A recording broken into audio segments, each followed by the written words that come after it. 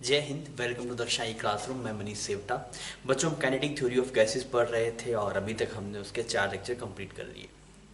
Last वाले lecture में बहुत ही फेमस बात हमने की थी। उसके अंदर हमने देखा था कि आपके पास ये VRMS क्या होता है और उसकी वैल्यू कितनी आती है, V एवरेज कितना होता है और आपके पास में V मोस्ट प्रोबेबल कितना होता है। VRMS की वैल्यू याद है बच्चों? आपको बताइए कितना था?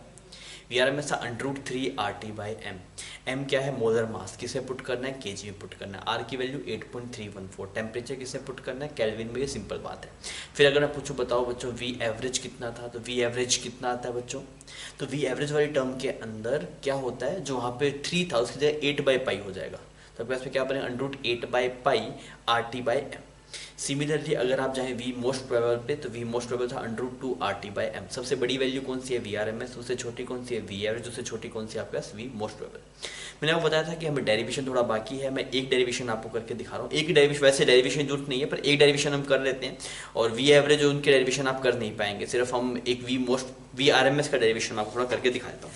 वो हमारे सिलेबस में है, वो कई बार देख, मतलब आपको बुक में पढ़ेगा वो दिख जाएगा वो। तो हम उसके लिए क्या कर रहे हैं, मैं आपको VRMS का डेरिवेशन दिखा रहा हूँ कि VRMS कितना आता है ना। VRMS कितना आता है, और ये आपके पास में रूट मीन स्क्वायर स्पीड है ना, ये वेलोसिटीज नहीं है। वेलोसिटी हमें पता है कि अगर आप एवरेज वेलोसिटी देखेंगे तो एवरेज वेलोसिटी 0 आएगी आपके पास। हम ये मतलब RMS स्पीड की बात चल रही है यहाँ पे आपके पास। ठीक है, अब अगर आप देखें तो कैसे करें। सबसे पहले हमने एक ऐसे कंटेनर मान लिया, एक कोई भी गैस होगी वो किसी कंटेनर के अंदर होगी बच्चों, तो हमने यहाँ पे कंटेनर मान लिया। सही ढंग से समझना ना, थोड़ा सा लेंथी डेरिवेशन होगा, पर आप ढंग से स्टेप बाय स्टेप समझेंगे तो पक्का है कि ऐसा कोई स्टेप नहीं है जो आपको समझ में नहीं आया। स्टेप सब समझ में आ जाएंगे ना, पर थोड़ा सा डेरिवेशन को लेके लोग दुखी रहते हैं, इस वजह से नेगेटिव इंपैक्ट रहता है उसका भी। अच्छा डेरिवेशन है, बोरिंग चीज़ है, छोड़ देते हैं। ऐसा नहीं है भाई, आपको चीज़ आप देख लीजिए, आपको समझ में आ जाएगी आसानी से। हमने बच्चों यहाँ पे एक ऐसे क्यूब मान लिया ना, एक क्यूब है और इसके अंदर क्या है बच्चों, आपके पास में गैस के बहुत सारे पार्टिकल्स हैं। बहुत सारे पार्टिकल्स हैं यहाँ पे, यहाँ पे, यहाँ पे। तो मैं एक पार्टिकल को ऑब्जर्व कर रहा हूँ, तो उसकी वेलोसिटी कुछ इस डायरेक्शन में होगी। तो मान लेता हूँ इस तरफ कुछ Vx वेलोसिटी है उसके पास, इस तरफ कुछ Vy वेलोसिटी है, और इसके पास इधर ऐसे कुछ Vz होगी। तीनों कंपोनेंट में कुछ कुछ वेलोसिटीज होगी। हर एक पार्टिकल के पास में ऐसा होगा, x में भी कोई वेलोसिटी होगी, y में भी होगी, z में भी होगी। तो यहाँ पे एक पार्टिकल है, बहुत सारे पार्टिकल है जी, बहुत सारे पार्टिकल हैं। और अगर बच्चों जब बहुत सारे पार्टिकल हैं, सबका मोशन एक यूनिफॉर्म होगा, रैंडम होगा, रैंडम मोशन होगा। रैंडम मोशन होगा तो कई बार तो सवाल ये आ जाता है कि गैस के जो मॉलिक्यूल हैं उनका नेट लीनियर मोमेंटम कितना होगा। नेट लीनियर मोमेंटम तो 0 होगा। क्यों होगा 0? बिकॉज सभी पार्टिकल रैंडम डायरेक्शन में मूव कर रहे हैं। किसी का मोमेंटम इस तरफ, किसी का इस तरफ, किसी का इस तरफ, सब एक दूसरे को काट रहे होंगे। नेट मोमेंटम कितना आ रहा होगा? 0। समझ में आ गया? तो हम क्या बोलते हैं, देयर आर सो मैनी, मतलब मिलियंस ऑफ मिलियंस आपके पास में गैस एटम्स है, गैस मॉलिक्यूल्स। समझ में आ गई ना बात? There are millions of million gas molecules which are doing random motion, मतलब बहुत सारे मिलियंस ऑफ मिलियन आपके पास में गैस मॉलिक्यूल्स हैं जो रैंडम मोशन कर रहे हैं। रैंडम मोशन कर रहे हैं, तो अगर मैं पूछूं लीनियर मोमेंटम कितना होगा, अगर मैं लीनियर मोमेंटम पूछूं, लीनियर मोमेंटम, तो लीनियर मोमेंटम क्या लिखते हैं? पी वेक्टर लिखेंगे। पी वेक्टर नेट देखेंगे तो वो 0 हो जाएगा। क्यों 0 हो जाएगा सर जी? सब रैंडम मूव कर रहे हैं, तो किसी का मोमेंटम इस तरफ, किसी का इस तरफ। अगर कुछ आपके पास में एवरेज वेलोसिटी कितनी होगी, तो एवरेज वेलोसिटी भी 0 आएगी। अगर आप एवरेज वेलोसिटी होती है तो रैंडम मोशन है, तो रैंडम मोशन में आपके पास लीनियर मोमेंटम कितना? 0। कई बार ये सवाल देखने को मिला है कि आपसे पूछ लेगा बताओ लीनियर मोमेंटम कितना है, तो वो 0 है आपके पास में। अच्छा, अब आप देखिए ये पार्टिकल क्या होगा, ये वाला पार्टिकल ऐसे जाएगा, इस वाली दीवार, ये ऐसी दीवार, ये वॉल है हमारे पास में ना, एक दीवार होगी ऐसे इस कंटेनर की, इसके पास जाएगा, इसे टकराएगा, टकरा के कुछ ऐसे एंगल पे निकलेगा। कुछ ऐसा होगा आपके पास में, कोई एक पार्टिकल ऐसा आया, टकरा के फिर इधर जा रहा है, ऐसा होगा। तो अगर आप, मैं इस पे फोर्स देखना चाह रहा हूं कि ये इसकी वॉल पे कितना फोर्स लगा है। तो अगर आप कोई भी एक पार्टिकल को ऑब्जर्व करें, वो पार्टिकल क्या हुआ बच्चों, यहां से गया, इस वॉल से टकराया, फिर इधर निकल गया आपके पास में ना। तो अगर मैं इसकी वजह से जो इस मोमेंटम का चेंज हुआ वो कोई डायरेक्शन में हुआ, इससे टकराया सिर्फ एक्स डायरेक्शन में हुआ। समझ में आ रहा है बच्चों? अगर मान लीजिए ये एक दीवार है ऐसे ना, ये कंटेनर की दीवार है, एक बॉल ऐसे आई, टकराई और ऐसे चलेगी, तो भाई साहब इसने जो नॉर्मल लगाया वो इस तरफ लगाया, चेंज इन मोमेंटम पार्टिकल किस तरफ हुआ? सिर्फ एक डायरेक्शन में हुआ। जब इस वाले से टकराएगा तो वाई में चेंज होगा, और अगर इस वाले से सामने से टकराएगा जेड में मोमेंटम में चेंज आएगा। समझ में आ रही है मेरी बात? एक दीवार पे अगर जैसे इस एक्स वाले इससे टकराएगा तो ये पार्टिकल ऐसा था, ऐसा, ऐसी दीवार है, ऐसे गया, टकरा के ऐसे आ गया। समझ में आ रहा है? तो कौन डायरेक्शन में मोमेंटम चेंज हुआ, ये डायरेक्शन, तो ये एक्स मान ली हमने। अब मैं ऐसे दीवार है, कोई ऐसे जाएगा तो ऐसे टकरा के आएगा, जेड में जैसे ये हो गया, ये जेड में हो गया। तो इस तरीके से कंटेनर, तो अगर इस वाली बॉल से टकराएगा तो मोमेंटम का चेंज अलग डायरेक्शन में आएगा, उससे टकराएगा तो अलग डायरेक्शन में आएगा, इस तरीके से प्रोसेस होगा आपके पास। तो अगर मैं बात करूं चेंज इन मोमेंटम की बात करूं, मैं एक इस वाले पार्टिकल को कंसीडर कर रहा हूं ना, एक पार्टिकल को जो इस वाले बॉल पे आके टकराया। तो अगर मैं बात करूं change in momentum, change in momentum of one molecule striking on wall, इसका नाम कुछ रख देता हूं मैं ABCD। इस दीवार से टकराने वाले पार्टिकल का, तो देख पहले वो इस तरफ वेलोसिटी देके आया था, टकराने वाले इधर चला गया। ऐसा ही हो रहा है ना, अगर मान लीजिए एक दीवार है, यहाँ पे एक पार्टिकल ऐसा आता है आपके पास, इसकी मैं बोलूं ये वाली वेलोसिटी का नाम है Vx और ये वाली वेलोसिटी का नाम है कुछ Vy, एक Vz भी है बाहर की तरफ, और जब टकरा के जाएगा ऐसे जाएगा तो ऐसे जाएगा, तो इधर इसका Vx ऐसा उल्टा हो जाएगा, Vy सेम का सेम हो जाएगा। तो मोमेंटम में चेंज किसकी में आया, इसी में आया आपके पास। तो चेंज मोमेंटम कितना हुआ आपके पास, 2mVx, इसमें तो कोई दिक्कत नहीं है। अगर आपने कोलिजन पढ़ा होगा तो आपको समझ जाएगी ये बात, ठीक है, चेंज मोमेंटम 2mVx, ठीक, समझ में आ गई बात, ठीक है जी। अब अगर आप बात करें फोर्स, तो फोर्स क्या होता है, फोर्स होता है change in momentum divide by time. तो आप सोच के देखिए, अगर इस वाली दीवार पे कोई पार्टिकल टकराया, अभी टकरा गया, तो वापस कब टकरा के आएगा, मतलब ये अगर ये अभी एक पार्टिकल टकरा गया, अब इसको वापस इस दीवार पे आने में कितना टाइम लगेगा, पहले ये इधर जाना पड़ेगा पूरा, फिर वापस इधर आना पड़ेगा, तो कितनी डिस्टेंस चलनी पड़ेगी, 2D डिस्टेंस चलनी पड़ेगी। अगर आप पूछो एक बार ये पार्टिकल यहाँ पे टकरा गया, अभी वापस इस दीवार पे कब टकराएगा, तो मुझे पता है इसकी वेलोसिटी तो Vx की Vx ही रहनी है इस वाली डायरेक्शन में। तो अगर यहाँ से चले वापस, फिर यहाँ पे वापस आए, तो कितने डिस्टेंस चलना पड़ेगा, 2D डिस्टेंस। तो ये जब टाइम जो आप देखेंगे तो वो हो गया delta P divide by delta T। तो ये चेंज मोमेंटम था 2mVx, और टाइम कितना लगेगा वापस इस दीवार पे आने के लिए, तो d मतलब यहां से टकराया, पहले ये d गया फिर ये d गया, टोटल कितना मूव किया, 2d मूव किया, और किस स्पीड से मूव किया, Vx स्पीड से, तो इतना टाइम लग गया। तो अगर 2mVx square divide bye 2d, इसने इसको मार दिया। अरे इतनी बात समझ में आ गई बच्चों, ये फोर्स आ गया आपके पास किस वाली दीवार के ऊपर, इस वाली बॉल के ऊपर।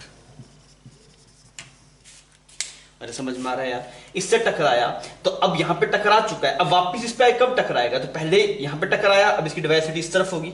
सिर्फ हम Vx कंपोनेंट की बात कर रहे हैं, पहले Vx ऐसे था, फिर Vx इधर हो गया, तो पार्टिकल इस तरफ जा रहा है, फिर वापस पार्टिकल यहां पे टकराएगा, फिर उल्टा होगा, फिर वापस यहां पे आएगा। तो कितना डिस्टेंस मूव किया, d ये टोटल 2d हो गया, और x डायरेक्शन में वेलोसिटी कंपोनेंट कितना है, Vx, तो टाइम कितना है, 2d डिवाइड बाय Vx। समझ में आ गया, तो इतना आपके पास में फोर्स आ गया दीवार के ऊपर। तो बच्चों ये आ गया फोर्स, पर ये फोर्स एक पार्टिकल टकराने की वजह से है। आपको पता है पार्टिकल्स तो मतलब बहुत सारे पार्टिकल है, तो अगर आप बात करेंगे फोर्स ऑन वॉल, टोटल कितना हो गया आपके पास, force on wall due to all particles, तो वो एक्सप्रेशन में क्या बन जाएगा, टोटल नंबर ऑफ पार्टिकल्स, कुछ कैपिटल एन मान लिया, तो मैंने लिख दिया capital N m Vx square divide by t. ये आ गया मेरे पास में कि इस दीवार के ऊपर सब पार्टिकल्स की वजह से कितना फोर्स है, तो इतना आ गया आपके पास। अच्छा, अब थोड़ा सा और इसको बढ़िया कर लेते हैं। वेलोसिटी का एक्सप्रेशन यार, हमें Vx Vy हमें क्या निकालना है, हमें निकालना है एक्चुअल वेलोसिटी क्या है, तो Vx Vy Vz हमें नहीं निकालना है। तो अच्छा, इसमें भी एक थोड़ा सा और लोचा रहेगा। देखिए, अगर आप बोल रहे हैं सर n पार्टिकल्स हैं तो हर एक पार्टिकल की वेलोसिटी डिफरेंट होगी, तो मैंने क्या बोला, किसी एक की पार्टिकल होगी कि सबका मास तो सेम होगा, सब आइडेंटिकल पार्टिकल, पर वेलोसिटी जो हो सकता है कुछ Vx1 का स्क्वायर, सॉरी हाँ Vx1 का स्क्वायर, वेक्टर नहीं आएगा ऊपर, Vx1 का स्क्वायर, Vx2 का स्क्वायर प्लस Vx3 का square, dash two up to कर दे हम यहाँ पे Vxn का स्क्वायर। मैंने कुछ मान लिया टोटल कैपिटल n पार्टिकल से ना, टोटल नंबर ऑफ पार्टिकल कितने मान लिए मैंने, टोटल नंबर ऑफ पार्टिकल मान लिए, टोटल नंबर ऑफ पार्टिकल हमने कितने मान लिए बच्चों, कैपिटल n मान लिए, ठीक। तो यहाँ पे ऐसा ही बन जाएगा, और डिवाइड बाय क्या है आपके पास में, यहाँ पे ये d आ गया आपके पास, इतना सही है। अब मुझे पता है कि यार अब बहुत सारे हैं, ये आपके पास बहुत सारे पार्टिकल्स हो गए। अब अगर मैं ऐसे करूं, डिवाइड बाय n कर दूं और ऊपर मल्टीप्लाई n कर दूं, तो ये क्या हो गया, ये आपके पास में एवरेज हो गया इसका। अगर आप Vx1 square, Vx2 square, Vx3 square सबको जोड़ा, फिर डिवाइड बाय n कर दिया, तो ये क्या हो गया, Vx स्क्वायर का एवरेज हो गया। तो आपने क्या लिखा, फोर्स ऑन वॉल कितना है आपके पास, that is capital N m Vx square का एवरेज ठीक, और डिवाइड बाई ये क्या बन गया आपके पास में, डी बन गया। ऐसा सही है, ये हमने एवरेज उठा लिया वहां पे। क्लियर है बच्चों, कोई दिक्कत नहीं, ठीक है। अब देखिए मैं बोल रहा हूँ मुझे वी एक्स टर्म अच्छा नहीं लग रहा है, मुझे सीधी वेलोसिटी चाहिए। तो मुझे पता है कि तीन वेलोसिटीज है आपके पास में, एक्स में है, वाई में है, जेड में है। तो मैंने क्या लिखा है, वी एक्स का स्क्वायर इसका एवरेज प्लस वी वाई के स्क्वायर का एवरेज प्लस वी जेड के स्क्वायर का एवरेज, किसके बराबर होगा, जो नेट वेलोसिटी है आपके पास में, जिसको हम नेट कैलकुलेट कर रहे हैं, या फिर एवरेज वेलोसिटी, ये एवरेज सॉरी एवरेज स्पीड का जो एवरेज आएगा, ऐसा कुछ बना दिया आपने। बच्चों यहां तक देखिए, ये समझ में आ गई बात। मैंने बोला कि एक पार्टिकल नहीं, बहुत सारे पार्टिकल, सबके ऐसे डिफरेंट डिफरेंट मैंने लिख दिया ये। अब मुझे ये टर्म नहीं चाहिए थी, तो मुझे इसका एवरेज चाहिए था, मैंने डिवाइड बाय एन ऊपर मल्टीप्लाई एन कर दिया। तो अब ये V X one square, V X two square, V X three square divide by N करेंगे तो ये वी एक्स स्क्वायर का एवरेज बन गया। ऊपर नीचे एन मल्टीप्लाई किया था, एन रह गया, ये तो एवरेज में चला गया आपके पास। अब देखिए मैंने बोला कि भाई एक पार्टिकल तीन डायरेक्शन वेलोसिटी है, एक्स में, वाई में, जेड में। मैंने बोला एक्स का जो एवरेज है उसका स्क्वायर प्लस वाई में जो आपके पास स्पीड है उसके एवरेज का स्क्वायर, और आपके जेड में जो आपके पास है वेलोसिटी है उसके एवरेज का square is equal to net की जो वेलोसिटी होगी उसका स्क्वायर होगा। और आपको पता है कि हम तीनों डायरेक्शन में आइडेंटिकल मोशन लेके चलते हैं। केटीजी में हमने बोला था कि कोई एक डायरेक्शन बायस नहीं है, सब में इक्वल है मोशन उसका, सब में रैंडमनेस है आपके पास। तो इसका जो एवरेज होगा वही एवरेज यही होगा, वही एवरेज ये होगा। तो अब इसमें ऐसा बन गया वी एक्स का जो स्क्वायर होगा वही वी वाई का स्क्वायर होगा और वही वी जेड का स्क्वायर होगा। वो तीनों डायरेक्शन आइडेंटिकल्स है ना आपके पास में। तो अगर आप यहां से निकालेंगे बच्चों, ये तीनों अगर आपके पास से बराबर हो गए, तो यहां से क्या आया, जो Vx का स्क्वायर आया वो आ गया v square divide bye 3, because इसको Vx लिख दिया, इसको Vx लिख दिया, टोटल आ गया 3Vx square is equal to v square. तो ऐसा एक्सप्रेशन आपके पास बन गया।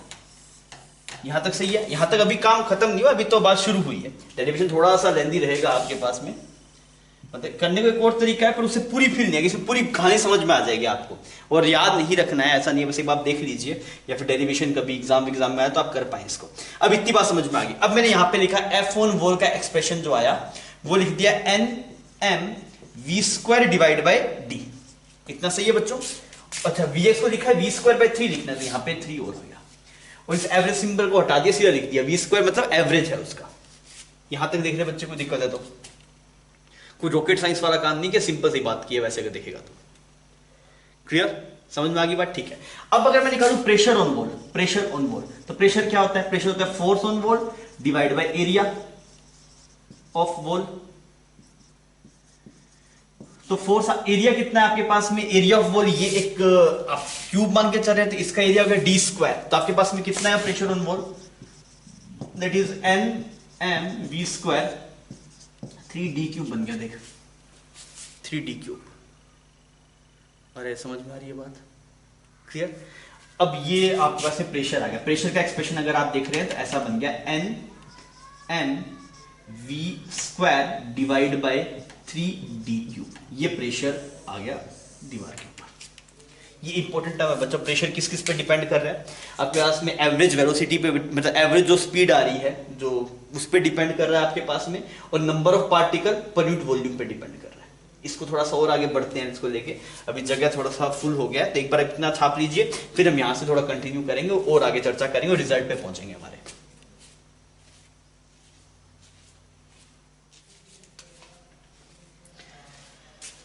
बच्चों प्रेशर का एक्सप्रेशन देखिए ऐसा आया। अब मैं थोड़ा मॉडिफाई कर लेता हूं, तो क्या बन गया आपके पास, दिस इज बन गया n by 3v cube, n by 3d cube हो गया ना, n बाय 3d क्यूब, और यहां पे आ गया m v स्क्वायर। तो क्यों ना इसके यहां पे हाफ मल्टीप्लाई करता हूं, ऊपर 2 मल्टीप्लाई कर देता हूं, ऐसा कर सकता हूं, कोई दिक्कत नहीं है। प्रेशर का एक्सप्रेशन ये आया, मैंने ऊपर नीचे हाफ हाफ मल्टीप्लाई किया, क्यों किया, मुझे पता है हाफ mv स्क्वायर क्या होगा, काइनेटिक एनर्जी हो जाएगा। हाफ mv स्क्वायर क्या हो जाएगा, काइनेटिक एनर्जी। तो प्रेशर जो आ गया वो आ गया 2n बाय d क्यूब, और ये आ गया काइनेटिक एनर्जी।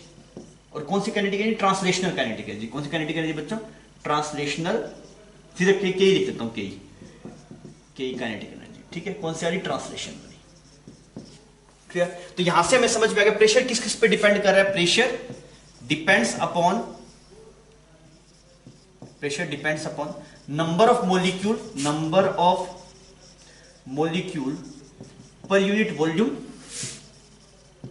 सर ये क्या लिख रहे हो, कहां से लिख रहे हो, देखिए यार प्रेशर किस पे डिपेंड कर रहा है, n by D cube. n क्या है, टोटल नंबर ऑफ पार्टिकल्स। यहाँ पे n कब लेके आए थे, मैंने बोला एक की वजह से ये टोटल n पार्टिकल्स है, तो ये n बाई डी क्यूब क्या होगा, number of particle per unit volume, and kinetic energy of और काइनेटिक एनर्जी कौन सी, translational kinetic energy and translational kinetic energy of particles. तो कभी भी इससे पहले कभी भी हमने प्रेशर को इतना डेप्थ में नहीं देखा था, हमें सिर्फ पता प्रेशर फोर्स बाय एरिया है, पर गैस में प्रेशर किस किस पे डिपेंड कर रहा है। आपको बोल दे कि भाई साहब हमने किसी गैस का आपके पास में जो नंबर ऑफ मोलिक्यूल्स पर यूनिट वॉल्यूम को इंक्रीज कर दिया तो क्या प्रेशर बढ़ेगा घटेगा, तो समझ में आ जाएगा हाँ बढ़ेगा। काइनेटिक एनर्जी किसी भी हिसाब से अगर आपने बढ़ा दी तो वो भी बढ़ जाएगी। समझ में आ रही है बच्चों, तो ये प्रेशर की यहाँ पे एक बेसिक बात थी जो हमें समझ में आई।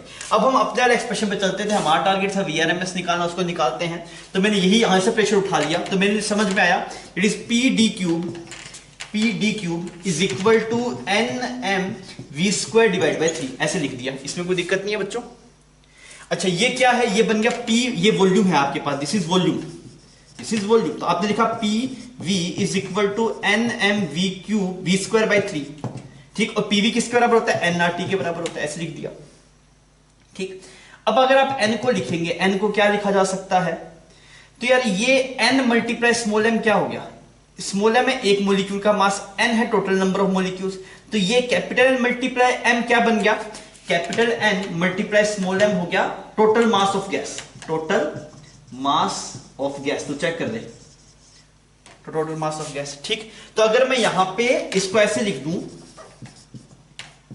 स्मॉल एन क्या, that is mass of gas, this is mass of gas multiply R T divide by capital M. Number of moles को लिखा जा सकता है, that is mass of gas divide by capital M. तो यहां पे ये एन एम इससे साफ हो गया, तो आपके पास में वी स्क्वायर का एक्सप्रेशन आ गया, V square is equal to 3RT by M, और अगर आप रूट इधर ले जाएंगे तो वेलोसिटी बन गया under root 3R bye M, और एक कौन क्या है वी आर, क्योंकि यहां पे जो एवरेज था आपके पास में, ये एवरेज था, वो किसका एवरेज था, v1 square v2 square v3 square divide bye vn, तो वो क्या होता है, वो टर्म होता है वीआरएमएस। तो यहां से वीआरएमएस का एक्सप्रेशन मिल गया। तो डेरिवेशन थोड़ा सा लेंथी था, इसमें मैं दो चीज देखने वाली है, एक तो क्या ये प्रेशर वाला एक्सप्रेशन थोड़ा देख लीजिएगा कि प्रेशर जो आपके पास में है that is 2/3 n/d³ multiply kinetic energy. तो ये किस पे डिपेंड कर रहा है, नंबर ऑफ मॉलिक्यूल्स पर यूनिट वॉल्यूम और काइनेटिक एनर्जी पे। और एक्सप्रेशन एक दो बार आप ड्राइव करेंगे आपको समझ में आ जाएगा, क्लियर। अब मुझे क्योंकि यहाँ पता था यहाँ प्रेशर तो आ गया, पर मुझे वैल्यू जो वेलोसिटी की लिखनी है वो टेम्परेचर की फॉर्म में लिखना है, तो मैंने लिखा PV is equal to NRT होता है, इस वजह से मैंने यहाँ पे एनआरटी लिखा। फिर अब इसको काटना था कैपिटल एन और मल्टीप्लाई एन, उस हिसाब से देखा अच्छा स्मॉल एन को लिख सकता हूँ, नंबर ऑफ मोल्स है ना वो, total mass of gas divide by molar mass, तो ये एन मल्टीप्लाई एम भी तो वही है, अब टोटल मास ऑफ गैस, तो उसको यहाँ पे उड़ा दिया, आपने एक्सप्रेशन निकाला, आ गया। 2 से 3 बार आपको खुद से सोल्व करना पड़ेगा, 2 से 3 बार आप खुद से मतलब प्रैक्टिस करेंगे तो आपको डेरिवेशन याद हो जाएगा इसका, और आपको चमक जाएगा भी हाँ क्या स्टेप आगे उठाना है, क्लियर। मैं आपको अगर ये डेरिवेशन ज्यादा जरूरी होता तो पहले मैं आपको डेरिवेशन करवाता, मेरे दिमाग में ये था पहले आप सवाल सीख लीजिए कैसे करते हैं, तो एक्सप्रेशन इंपॉर्टेंट है, एक्सप्रेशन आपको सारे याद होने चाहिए तो आप आगे बढ़ पाएंगे।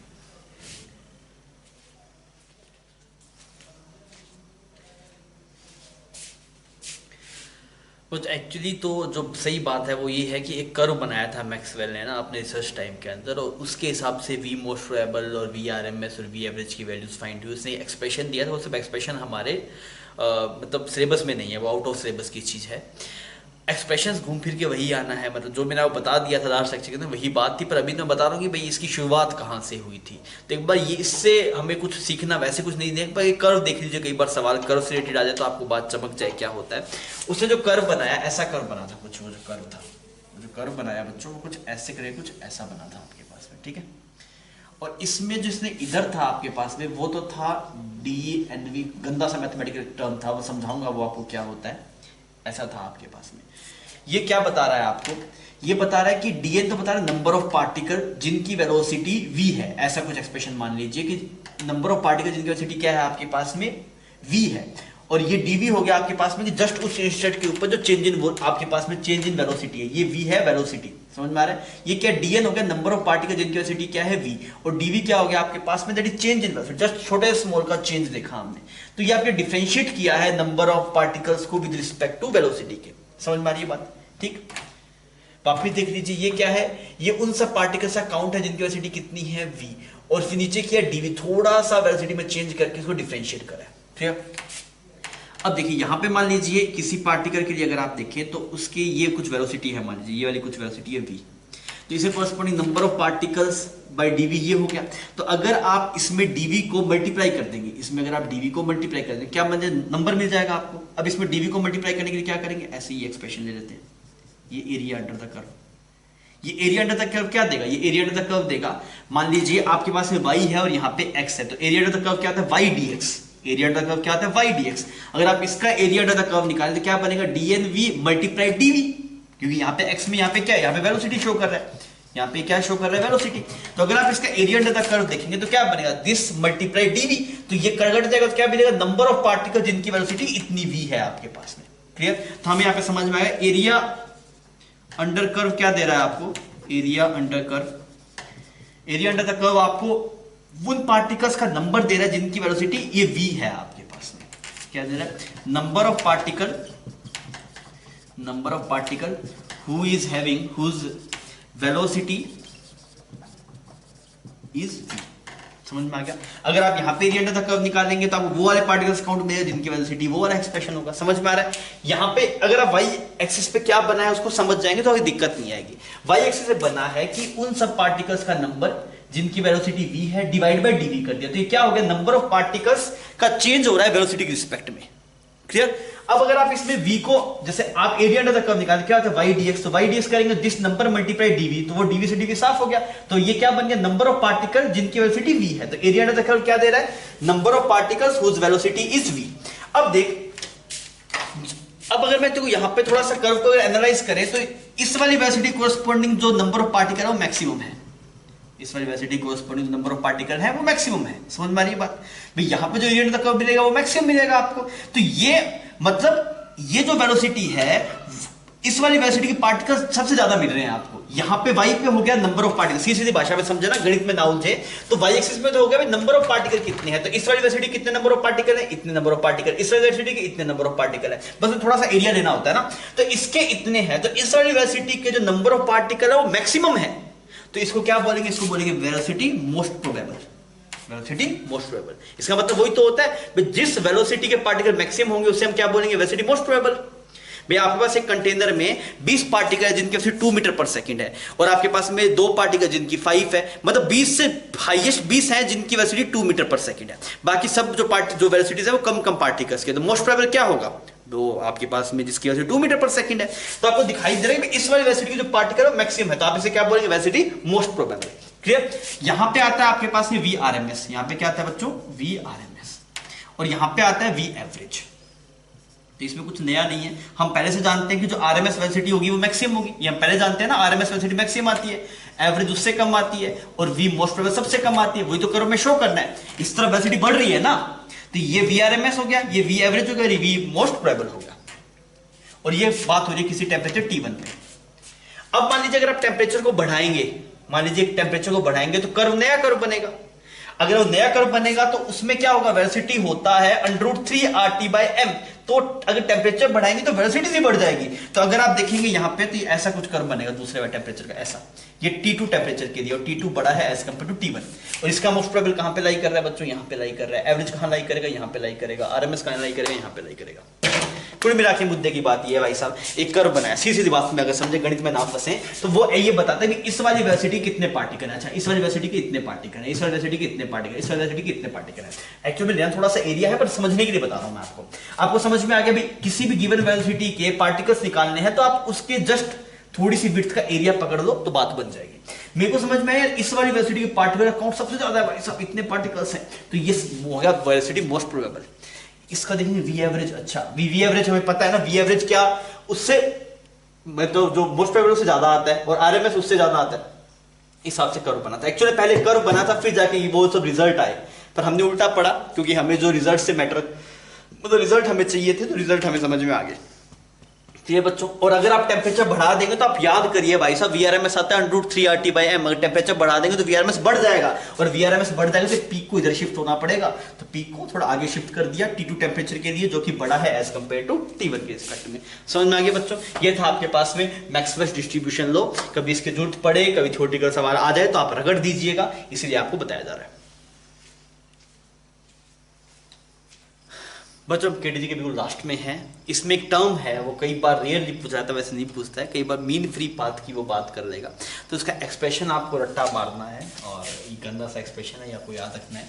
अब इसे वैल्यूज देख लीजिए, मैं बता दूंगा मीन फ्री पाथ अभी क्या आता है वो थोड़ा बता दूंगा मैं। एक बार आप एक्सप्रेशन देखिए, के तो है आपके पास में बोल्ट्जमैन कांस्टेंट, के इज इक्वल टू के हो गया बोल्ट्जमैन कांस्टेंट, इसकी वैल्यू किसके बराबर है, that is R divide by N. ठीक, टी हो गया आपके पास में टेम्परेचर ऑफ गैस, टेम्परेचर हो गया। ठीक, पाई नंबर हो गया, ये जो डी है वो हो गया diameter of molecule, this is diameter of molecule, जो कि बहुत छोटा होगा और वो सवाल में जब पूछेगा देगा आपको। और रो हो गया आपके पास में डेंसिटी। ये एक्सप्रेशन आप याद रखिएगा कि मीन फ्री पाथ आ जाए तो डायरेक्टली आपको एक्सप्रेशन यूज करना पड़ेगा। अब ये मीन फ्री पाथ होता क्या, थोड़ा सा विजुअलाइज करवा देता हूँ आपको। मान लीजिए गैस है, उसमें बहुत सारे मॉलिक्यूल है, एक ये वाला मॉलिक्यूल है, एक ये है, एक ये है, एक ये है, एक ये है, ऐसे मॉलिक्यूल है ना। और हम जिस मॉलिक्यूल को ऑब्जर्व कर रहे हैं वो वाला मॉलिक्यूल यहाँ पे है। ठीक, अब ये सबसे पहले जब इस वाले मॉलिक्यूल से टकराया होगा तो ऐसे जाके पहले यहाँ पे टकराया होगा, तो कितनी डिस्टेंस चला होगा, λ1 डिस्टेंस चला होगा। तो ये इसके जो कोलिजन की जो डिस्टेंस है वो λ1 है। फिर ये इससे टकराया, ये वाला पहले इससे टकराया, फिर मान ले इससे टकराया है, तो फिर कितना चला आपके पास में λ2 चला। ये वाला पार्टिकल, इसको हम ऑब्जर्व कर रहे थे, ये जस्ट यहाँ से शुरू हुआ तो पहले इससे टकराया, तो कितनी डिस्टेंस चला उसके λ1 चला। फिर इससे टकराने के बाद इससे टकराया तो कितना चला, λ2 चला।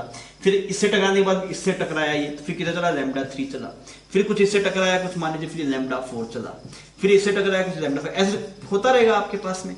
समझ आ रहा है? तो ये जो आपके पास में फ्री पाथ होता है वो होता है कि consecutive distance between to collision, या फिर sorry distance between two consecutive collision, distance between two consecutive collision. जैसे इससे कोलाइड हुआ, अब इससे जब अगला कोलिजन किससे भी होगा तो उसके बीच में जो डिस्टेंस ट्रेवल किया that is called as mean path, sorry that is free path.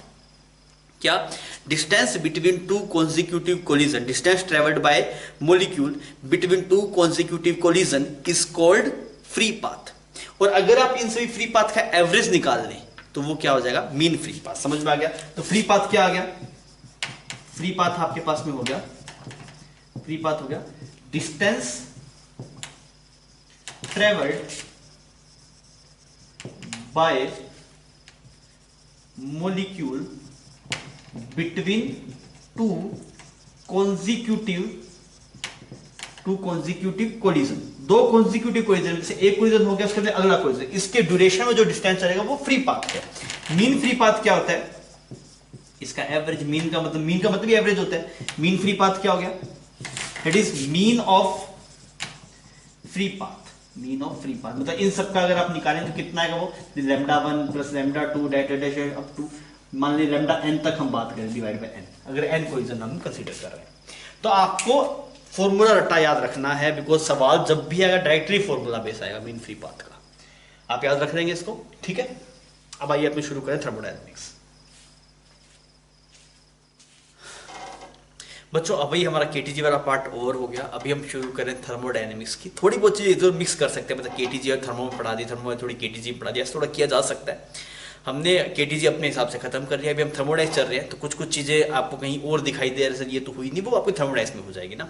और आपको लगे भाई हाँ केटीजी तो इतना ही था, सर ने ज़्यादा पढ़ा दिया, तो वो थर्मोडाइस वाली चीज़ें वहाँ पे उठा लिया। ऐसा चलता है थोड़ा बहुत, मतलब एक जैसे चैप्टर है तो फर्क नहीं पड़ता, मतलब सब टॉपिक है वो उसका, एट द एंड सब आपको कंप्लीट दिखाई देगा। और केटीजी में जितना होता है, मतलब कोई भी आप बुक्स वगैरह कहीं से देखें तो उतना ही रहता है, मतलब उसमें कुछ कम नहीं है, ज़्यादा ही आपको जहाँ दिखाई देगा, ऐसा कुछ छोड़ा नहीं है अपने ना।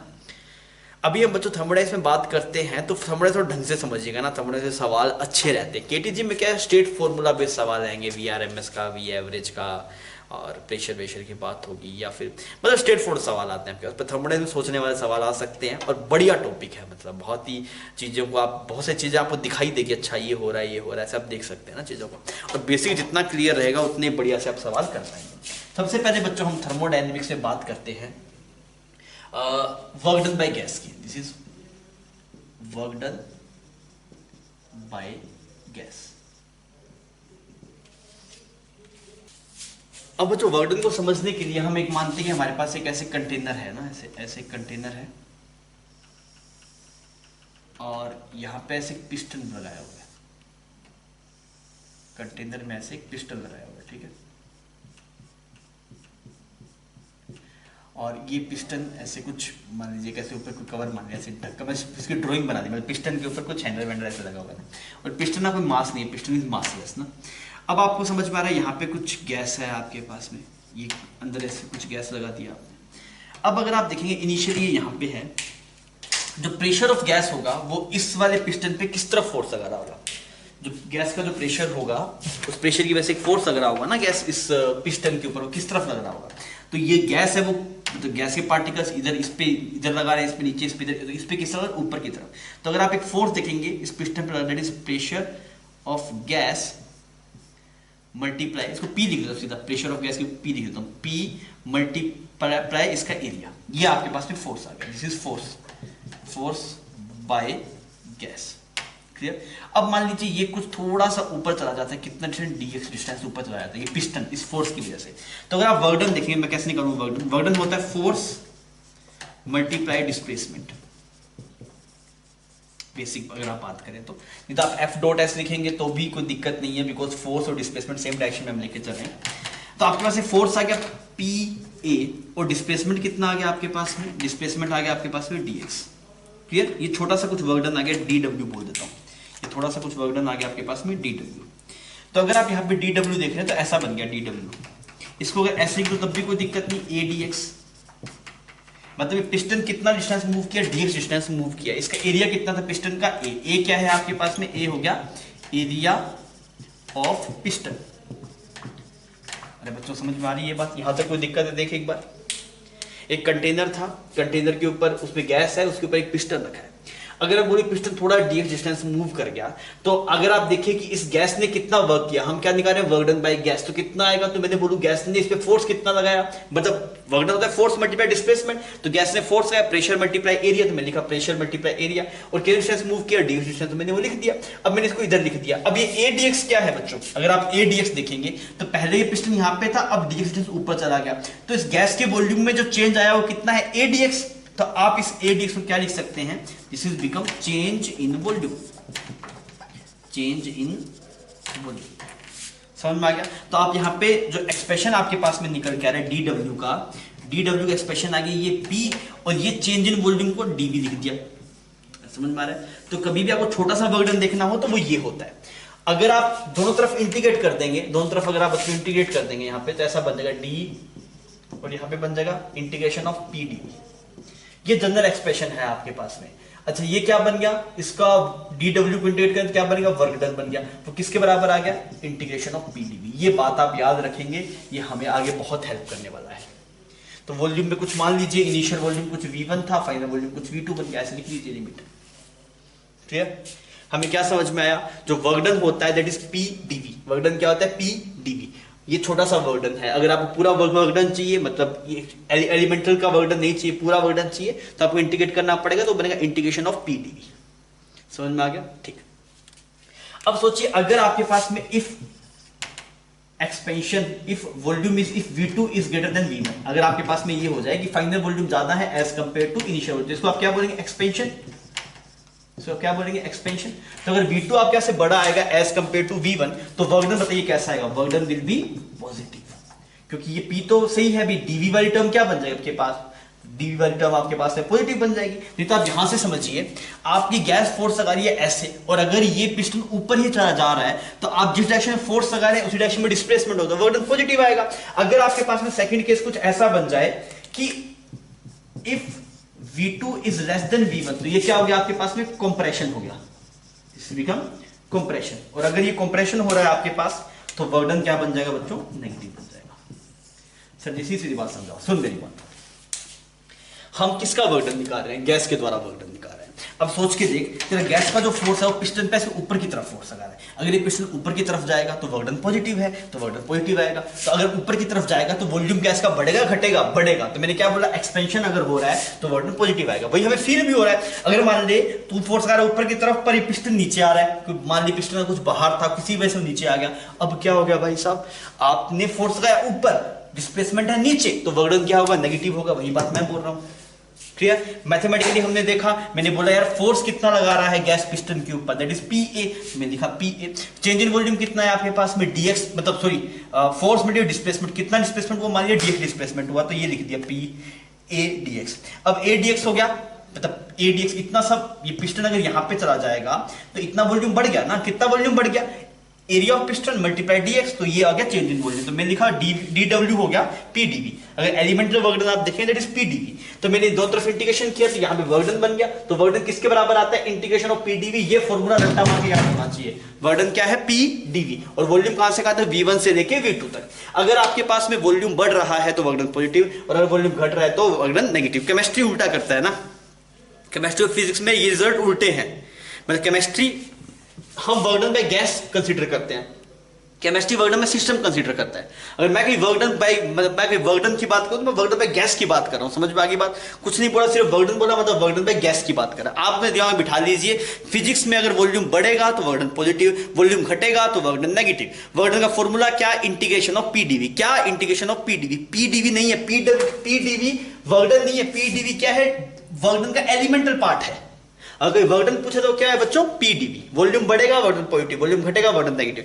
इस पे आराम से तसल्ली सोच ले बच्चे, ये सबसे बेसिक बात है और ये हमें आगे बहुत हेल्प करने वाली है।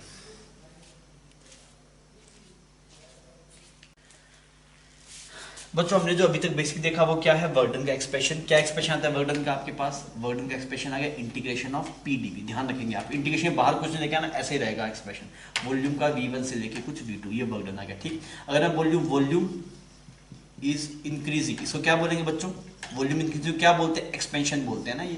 अगर कभी एक्सपेंशन हो रहा हो तो वर्क डन कैसा रहेगा आपके पास, पॉजिटिव रहेगा।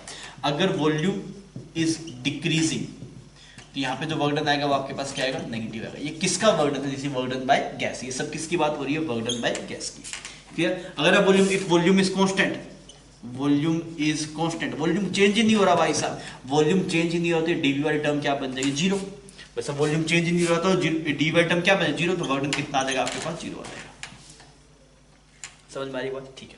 अब एक फॉर्मूला, एक सवाल कर लेते हैं सिंपल फॉर्मूला बेस्ड। मान लीजिए सवाल में आपके पास बोला गया दैट इज प्रेशर आपको दे दिया, प्रेशर इज इक्वल टू कुछ फंक्शन मान लीजिए 2v + 5, ये प्रेशर हो गया आपके पास, ठीक है। और आपको बोला गया वॉल्यूम जो है, वॉल्यूम इनिशियल था वो हो गया 1 मीटर क्यूब, और वॉल्यूम फाइनल कितना है आपके पास, 2 मीटर क्यूब, ठीक है। तो ऐसे पूछा गया बताओ वर्क डन कितना होगा, करिए बता पाएंगे। प्रेशर गिवन है इक्वेशन की फॉर्म में, और इनिशियल वॉल्यूम गिवन है, फाइनल वॉल्यूम गिवन है, करके बताइए कितना वर्क डन आएगा।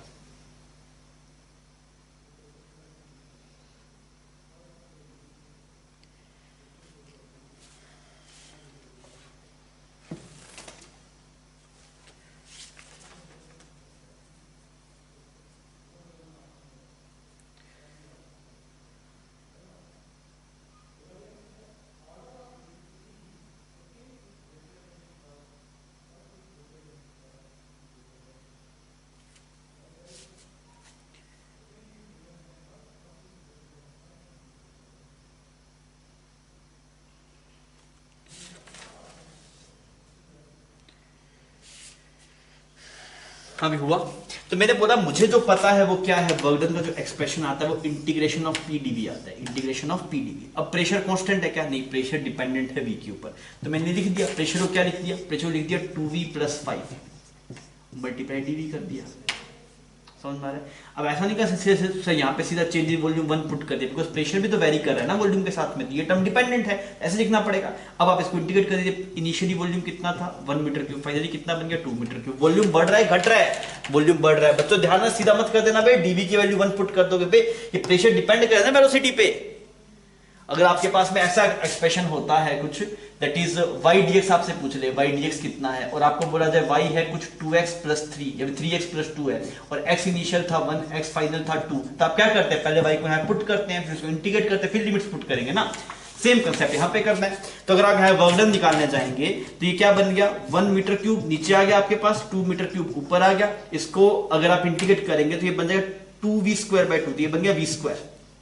इसका इंटीग्रेशन करते हैं ना सीधा, इंटीग्रेशन करेगा बच्चा क्या आएगा, 2v का इंटीग्रेशन क्या बन जाएगा 2v²/2, 5dv क्या बन जाएगा 5v। लिमिट कहां से कहां तक, 1 से 2, लिमिट कहां से कहां तक 1 से 2। इसको सॉल्व करते हैं तो ये बन गया v² + 5v, लिमिट लगा दे 1 से लेके 2 तक।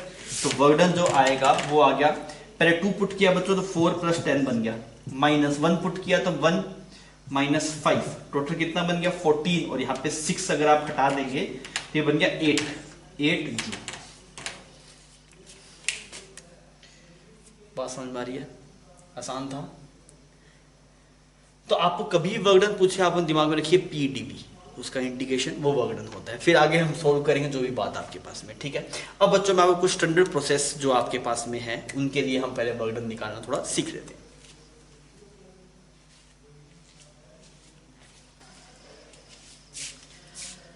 बच्चों में बेसिक बात तो समझ में आ गई। जो वर्क डन का एक्सप्रेशन आता है that is integration of PDV. अब मैं आपको डिफरेंट जो स्टैंडर्ड प्रोसेस है उन सबके लिए मैं आपको वर्क डन निकाल के दिखाऊंगा और एट द एंड हम रिजल्ट याद रख लेंगे। और बच्चों अगर आपको बेसिक क्लियर है कि हाँ भाई वर्क डन होता क्या है, और आप मेरे साथ में अगर आप ड्राइव करेंगे तो आपको बहुत बढ़िया ढंग से वर्क डन क्लियर हो जाएगा, आप कभी नहीं फंसेंगे ना। तो मेरा ये है कि भाई आप जितनी चीज़ों का बेसिक जान सकते हो तो जानिए, मतलब हमेशा फॉर्मूला बेस नहीं चलिए। आप जिन चीज़ों का बेसिक आप जान सकते हैं उतना आप जान लीजिए। तो आप मुझे बता सकते हैं भाई आइसोबारिक का क्या होता है, आइसोबारिक प्रोसेस का मतलब क्या है, मतलब क्या होता है आइसोबारिक? आइसोबारिक एक ऐसा प्रोसेस है जिसमें क्या सेम रहता है बच्चों? प्रेशर सेम रहता है। तो ये बात आप नोट कर लीजिए अगर आपको करनी है। The process in which pressure of gas, the process in which pressure of gas remain constant is called isobaric process. ये पता भी है आपको। तो मैंने बोला यार इस वाले प्रोसेस की क्या खासियत है, तो इसमें प्रेशर क्या रहता है? कांस्टेंट, वो बदलता नहीं है। हम इस वाले प्रोसेस में क्या निकालना चाहते हैं? वर्क डन निकालना चाहते हैं। तो मैंने बोला वर्क डन का फॉर्मूला बताओ, तो उसने बोला पीडीवी। मैंने कहा बहुत बढ़िया। अब अगर आप देख रहे हैं इसमें प्रेशर क्या है? कांस्टेंट है। और अगर ये प्रेशर कांस्टेंट है तो प्रेशर को इंटीग्रेशन के बाहर निकाला जा सकता है। हमने क्या किया, क्या कहानी है, हमें समझ में प्रेशर कांस्टेंट है, प्रेशर कांस्टेंट है, इसलिए P को सांप से मतलब इंटीग्रेशन से बाहर निकाल सकते हैं, बाहर निकाल सकते हैं। समझ में आ गई बात भाई? अगर P के पास में कांस्टेंट है तो P को इंटीग्रेशन, जो भी चीज कांस्टेंट होती है उसे इंटीग्रेशन से बाहर लेके आ सकते हैं। तो वर्क डन का एक्सप्रेशन इसके लिए क्या बन गया? P बाहर आ गया, यहाँ पे बन गया dV। अब वॉल्यूम कहां से कहां तक? V1 से लेके V2। तो dV को अगर आप इंटीग्रेट करके लिखेंगे तो क्या बन जाएगा बच्चों? ये बन जाएगा V। और वॉल्यूम कहां से कहां तक? V से लेके V2 तक। तो वर्क डन का एक्सप्रेशन कितना आया? P V2 minus V1, P V2 minus V1। ये आपके पास में वर्क डन का एक्सप्रेशन आ गया। इसको आप PdV भी लिख सकते हैं, is equal to P delta V। अब ये प्रेशर बच्चों सिर्फ किसके लिए है? Isobaric process. अगर आइसोबारिक होगा तो हम ऐसे कर पाएंगे, अगर कोई और प्रोसेस तो उसमें P को बाहर नहीं निकाल सकते थे। जैसे इससे पहले जो सवाल में हमने देखा तो उसमें जो प्रेशर था वो वॉल्यूम पे डिपेंडेंट था, तो हम उसको उससे बाहर नहीं निकाल सकते। समझ में आ गई मेरी बात? एक बार तू खुद से करके देख, स्क्रीन पोज कर, खुद से करके देख आइसोबारिक प्रोसेस के लिए तेरा वर्क डन ये आ रहा है कि नहीं आ रहा। चमक रही है बच्चों बात? क्लियर? कोई दिक्कत नहीं? ठीक। सेकंड कोई एक और प्रोसेस उठा लेते हैं। सेकंड प्रोसेस का नाम बताइए, कोई भी एक नाम, उसका नाम बताइए। That is isochoric process. Isochoric process. अब तू इसे मुझे करके बता भाई वर्क डन कितना है, तेरे हवाले है ना, मतलब मैंने सिखा दिया तुझे, अब तेरे हवाले है कि आइसोकोरिक में कितना वर्क डन आना चाहिए, तो मुझे बता।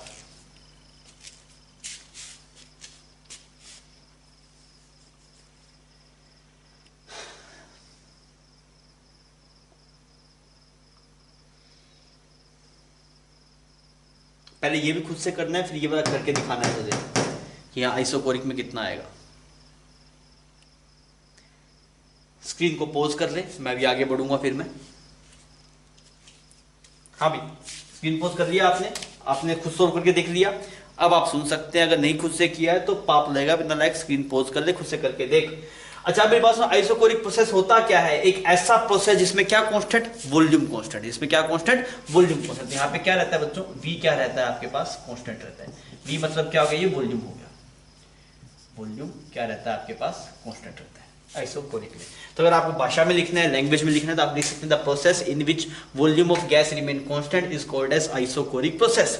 अब सर कैसे सवाल में गिवन होगा? आपको बोलते हैं एक कंटेनर है, अब वो कंटेनर फिक्स कंटेनर है, अब उसका वॉल्यूम बदल सकता नहीं है, मतलब कैसा प्रोसेस हो गया? आइसोकोरिक। मुझे बोला इसमें वर्क डन बता, मैंने बोला मुझे वर्क डन का एक ही एक्सप्रेशन सिखाया है मास्टर ने, that is integration of PDV. That is integration of PDV.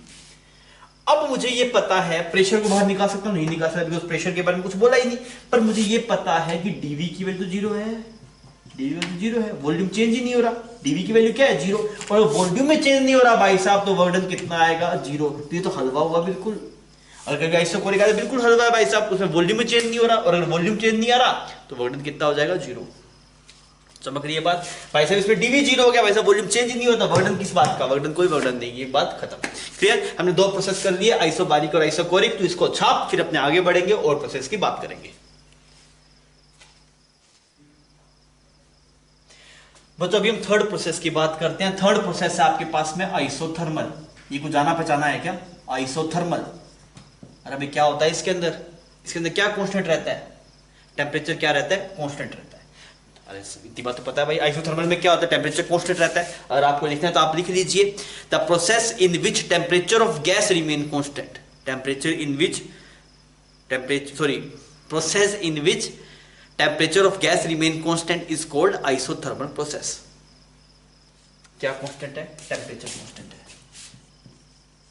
Temperature क्या रहता है यहाँ पे, कांस्टेंट रहता है। टेम्परेचर मतलब टी हो गया ना, आप टी मेंशन कर दीजिए, टी क्या रहता है, कांस्टेंट रहता है। अब एक बात दिमाग में रखना, ऐसा नहीं है सिर्फ हीट नहीं दिया तो टेम्परेचर कांस्टेंट है, हीट देना ना देना अलग बात है, टेम्परेचर कांस्टेंट आना एक अलग बात है। हमें फील आती है अच्छा हीट नहीं दिया तो टेम्परेचर कांस्टेंट, ये बात गलत है। टेम्परेचर हीट देते हुए भी कांस्टेंट रह सकता है, वो बात की बात करें थर्मोडायनेमिक्स में हम सीखेंगे। पर टेम्परेचर कांस्टेंट रहने का मतलब सिर्फ टेम्परेचर कांस्टेंट रहना है, इसका मतलब ये बिल्कुल नहीं कि हीट दिया कि नहीं दिया, वो सब मैटर नहीं करता। समझ में आ गई मेरी बात, टेम्परेचर कांस्टेंट, सिर्फ टेम्परेचर कांस्टेंट अपने आप में एक अलग बात है। लोगों को लगता है टेम्परेचर कांस्टेंट मतलब हीट ही नहीं दी, ये बात गलत है, ध्यान रखना। हीट एक अलग चीज है, टेम्परेचर एक अलग चीज है, दोनों में कोई मतलब खास, दोनों में डायरेक्ट कोई रिलेशन नहीं है आपके पास। अब टेम्परेचर कांस्टेंट, मैंने बोला क्या करना है, तो उसने बोला भाई साहब ऊपर लिखा हुआ है वर्क डन निकाल के बता। मैंने बोला वर्क डन का मुझे एक ही फॉर्मूला पता है, मास्टर ने सिखाया, इट इज पी डीवी। फिर अब मैं फंस गया, अब मैं कैसे फंस गया भाई, तो अटेम्प्ट करेगा एक बार, तू मुझे करके बताएगा कितना आएगा इसमें आइसोथर्मल में वर्क डन, निकाल के बताएगा क्या, निकाल के बता तो एक बार। मैं तो इसमें फंस गया, क्या दिक्कत है वो भी सोच तू, और उसको कैसे सोल्व करेंगे वो भी सोच।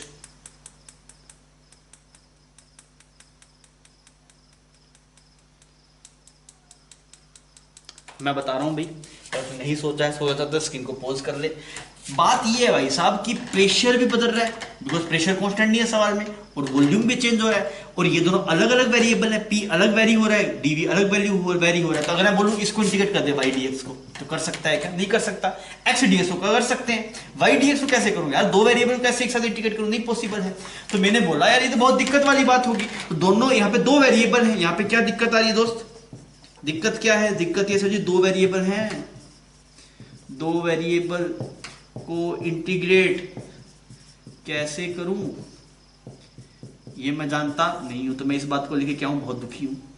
अब मैं क्या सोल्व करूं, मैं बोलूं भाई सर एक चीज को हटाओ, किसी एक को हटाओ भाई, मतलब कुछ कुछ करके दो मुझे, एक ही वेरिएबल में दो। तो मैंने बोला देख पीवी इज इक्वल टू क्या होता है, एनआरटी होता है।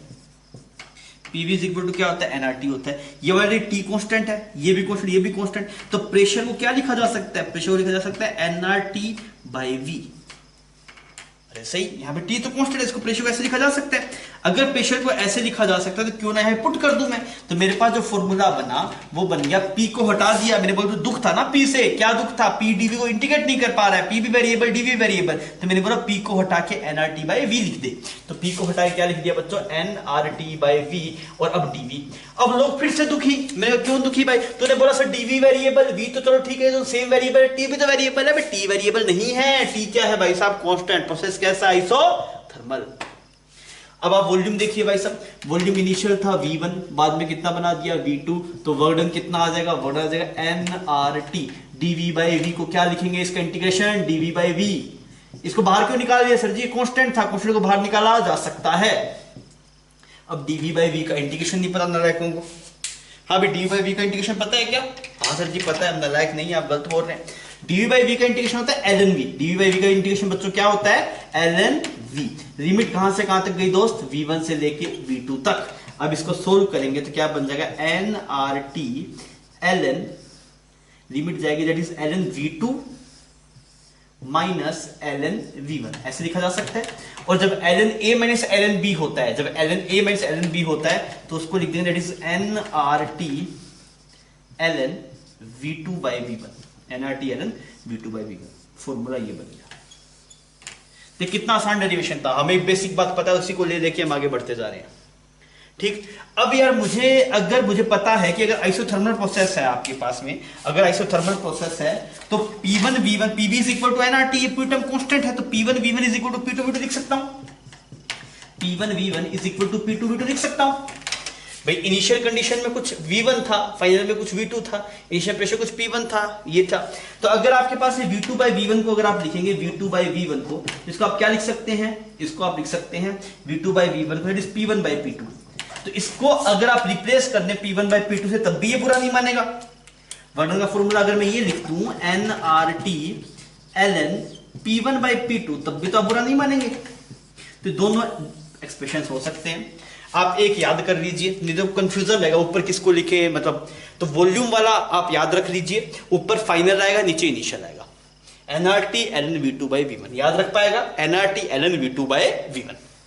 समझ गई बात, प्रेशर को भूल जाते हो, प्रेशर वाला एक्सप्रेशन, तो V2 बाई V1 पता होगा तो फिर यहाँ से ड्राइव करके देख लिया, अच्छा प्रेशर में उल्टा होता है इसका, तो कंफ्यूजन हो जाएगा भाई साहब, फाइनल एग्जाम में ऊपर क्या आएगा V2 का V1, ये कंफ्यूज कर देगा तुझे। तो दिमाग में बहुत सही ढंग से पिक्चर क्लियर कर ले, वॉल्यूम वाला एक्सप्रेशन लिखूंगा, ऊपर फाइनल वॉल्यूम, नीचे इनिशियल वॉल्यूम, क्लियर। ये था आइसोथर्मल। एक बार तुझे उससे नहीं हुआ था तब भी तुझे खुद से ड्राइव करके देखना चाहिए। बेसिक जितने बढ़िया ढंग से क्लियर होगा चैप्टर में, उतना ही बढ़िया कॉन्फिडेंस हमें आएगा। तो ये कौन सा प्रोसेस था, आइसोथर्मल। आइसोथर्मल वर्डन कितना, nRT ln V2 bye V1, clear. अभी हम एक और प्रोसेस की बात करेंगे, पहले तो इसको छाप दे। हाँ भाई, जितना अभी तक पढ़ा उतना क्लियर। आइसोबारिक में वर्डन कितना, that is pressure multiply PdV बोलते, that is PV2 minus V1। अगर हम बात करें आइसोथर्मल की तो nRT ln V2 by V1, isochoric में work done 0। Third process, fourth process की बात करते हैं, उसका नाम है एडियाबैटिक प्रोसेस। फोर्थ का नाम क्या है बच्चों, एडियाबैटिक। एडियाबैटिक, अब एडियाबैटिक प्रोसेस होता क्या, पहले आप मुझे ये बताइए, बोल भाई बोल, क्या होता है एडियाबैटिक प्रोसेस, क्लियर है। एडियाबैटिक प्रोसेस एक ऐसा प्रोसेस होता है जिसमें हीट का एक्सचेंज नहीं होता, हीट का फ्लो नहीं होगा, मतलब गैस आइसोलेट रहेगी सराउंडिंग से, उसे एक ऐसे चैम्बर में रखा जाएगा जिसके हीट का एक्सचेंज नहीं हो पाए, क्लियर। तो अगर आप एडियाबैटिक प्रोसेस का मतलब क्या हो गया, the process in which there is no exchange of heat from gas to surrounding। जो गैस के बाहर वाली जो सब चीजें होती है उसको क्या बोलते हैं बच्चों, सराउंडिंग बोलते हैं। तो एक ऐसा प्रोसेस जिसमें हीट का एक्सचेंज नहीं हो रहा आपके पास में, मतलब वो एक आइसोलेटेड चैम्बर में आपके पास में जहां से हीट फ्लो कर सकती नहीं है। अब एडियाबैटिक प्रोसेस की इक्वेशन क्या होती है, PV to the power gamma is constant. ये बात आप पहले से जानते हैं, केमिस्ट्री में ऐसा नहीं है कि आपके लिए नया है, इसलिए हमने इसको पहले चर्चा नहीं की थी। तो पहले हम KTG में भी थोड़ा बताना पड़ता है कि क्या होता है एडियाबैटिक प्रोसेस, पर मेरे हिसाब से ये PV to the power gamma constant होता है एडियाबैटिक प्रोसेस, इतनी बात तो आप शायद जानते होंगे।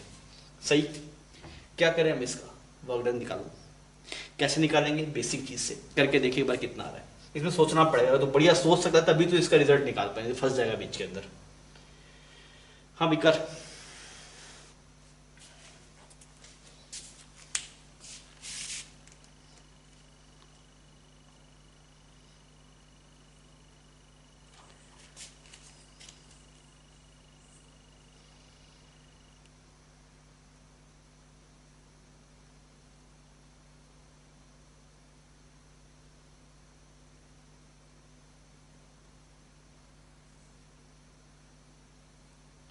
हाँ भाई हुआ, मैं करके दिखा रहा हूँ, देख कैसे करेंगे।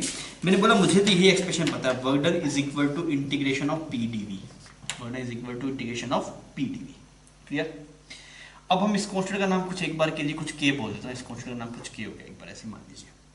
अब मैंने बोला दिक्कत वही P और D दो आपके पास में वेरिएबल्स हैं, हमें एक वेरिएबल में चाहिए, तो मैंने क्या करा, मैंने P को लिख दिया इस बार K divide by V to the power gamma, K divide by V to the power gamma, pressure को लिख दिया, ये वाली वैल्यू यहाँ पे पुट कर दी।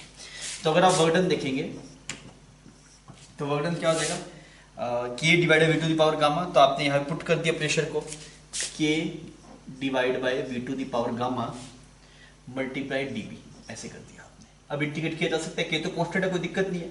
इसको अगर आप इंटीग्रेट करेंगे तो इनिशियल वॉल्यूम V इनिशियल मान लीजिए, फाइनल वॉल्यूम कुछ V फाइनल मान लीजिए, ठीक है। तो अगर आप वर्डन लिखेंगे तो क्या बन गया, K तो बाहर आ गया बिकॉज कांस्टेंट है। अगर आप dV by V of gamma को इंटीग्रेट करेंगे तो आप याद रखिए ऐसा बन गया V टू दी पावर, इसको ऐसे लिख देता हूं, V to the power minus gamma और dV, V to the power minus gamma और dV। अब इसको कैसे इंटीग्रेट करेंगे बच्चों, यहाँ पे V इनिशियल, यहाँ पे V फाइनल। अगर आप इसका वर्डन निकालेंगे तो कोई भी x to the power n है तो उसको लिखते हैं 1 प्लस n, मतलब अगर आपके पास में x to the power n का इंटीग्रेशन है तो इसका इंटीग्रेशन बनता है x to the power n plus 1 divide by n plus 1। अच्छा ये एक्सप्रेशन ऐसा लिखा हुआ है तो इसको क्या बन जाएगा, इसका इंटीग्रेशन k कांस्टेंट हो गया और इसको इंटीग्रेट कर दैट इज इसमें 1 ऐड कर दूं दैट इज 1 माइनस गामा, फिर डिवाइड में भी क्या हो जाएगा 1 माइनस गामा, 1 ऐड कर दिया ना।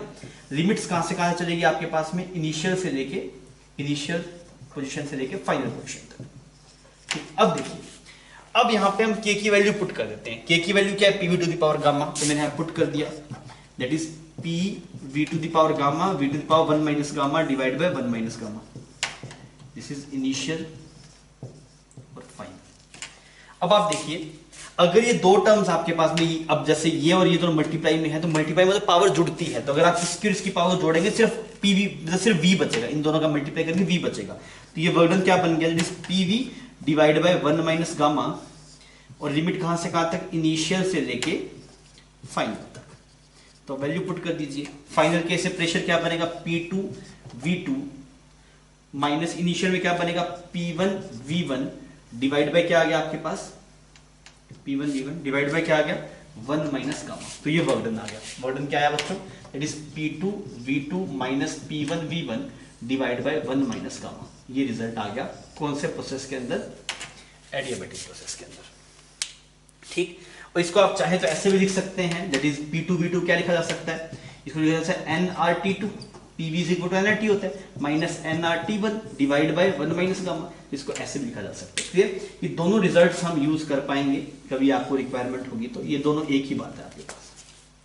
तो हमने एडियाबैटिक प्रोसेस सोल्व कर लिया, इसका एक्सप्रेशन लोग भूल जाते हैं, तो पहले फाइनल माइनस इनिशियल फिर डिवाइडेड 1 माइनस गामा है, गामा माइनस 1 नहीं है, क्या है बच्चों आपके पास 1 माइनस गामा, याद रख पाएंगे आप इसको, ठीक। Final minus initial divide by 1 minus gamma और आप इसे ऐसे कन्वर्ट कर लीजिएगा। तो बच्चों ये था आपके पास में एडियाबैटिक प्रोसेस, क्लियर।